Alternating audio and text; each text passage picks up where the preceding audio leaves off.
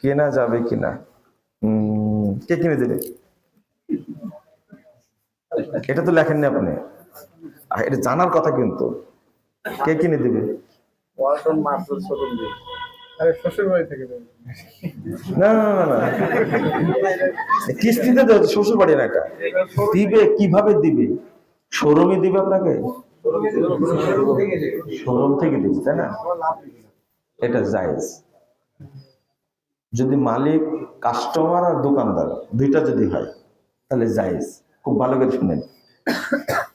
আপনি ফ্রিজের দোকানদার, আমি নিতে গেলাম ফ্রিজ, তো আপনি বললেন ভাই নগদ যদি নিয়ে যান 50,000, আর বাকি যদি কিস্তিতে দেন তাহলে 60,000। ঠিক আছে? আপনি 5 কিস্তিতে দেবেন, 5 12 60। আর যদি নগদ নিয়ে যান তাহলে কত? 50। জায়েজ।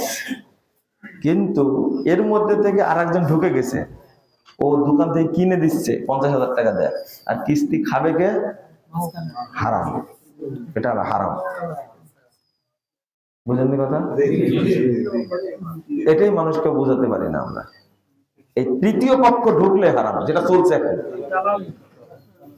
দালালি কেন বলছেন? এটাই সবচেয়ে ভালো কাজ এখন। গ্রামে বলে এটা গরুর দালাল। হ্যাঁ, কিন্তু এই দালাল শব্দটা খুব সুন্দর হয়ে গেছে। আপনি, ব্যাংক এখন সবচেয়ে বড় দালাল, তাই না? ব্যাংক এখন সবচেয়ে বড় দালাল। ও টাকা দিয়ে কিনে দেয়, আর এই কিস্তিটা ভোগ করে কে? ব্যাংক। অনেক টাকা ভোগ করে তো। যেমন একটা গাড়ি কিনছে ব্যাংক মাধ্যম হয়ে, গাড়ির দাম 70 কোটি টাকা, মনে করেন 70 লাখ টাকা, 70 লাখ গাড়ির দাম, কিন্তু ও নিচ্ছে 80 লাখ টাকা কিস্তি, 6 বছরের কিস্তিতে 10 লাখ টাকা ও নিবে। এটা কিন্তু হারাম।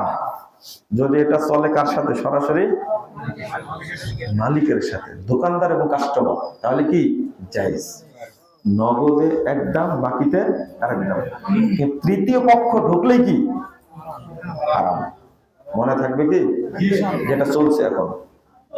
আশা করি পরিষ্কার হয়েছে। এটা ব্যাংক যদি নিজে কিনে রাখে, গোডাউনে রাখে, যদি তারপরে বিক্রি করে, ব্যাংকের একটা গোডাউন আছে, মালপত্র রাখলো, ব্যাংকে দিয়ে দিল,